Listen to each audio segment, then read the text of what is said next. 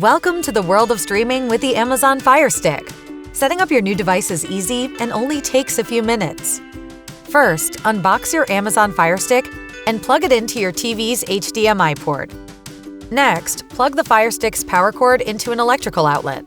It's best to use the included power adapter for optimal performance. Once the Firestick is connected to power and your TV, turn on your TV and switch the TV input to the HDMI port you plugged the Firestick into. Now, you'll need to connect the Firestick to your Wi-Fi network. If this is your first time setting up your Firestick, it will automatically scan for available Wi-Fi networks. Select your network and enter your Wi-Fi password. If you have an Amazon account, go ahead and sign in. If not, you can create an account during this step. After your Firestick has connected to Wi-Fi, it will check for any available software updates. Finally, you'll be prompted to set up your Firestick's parental controls. You can choose to turn them on or skip this step if it's not necessary. And that's it!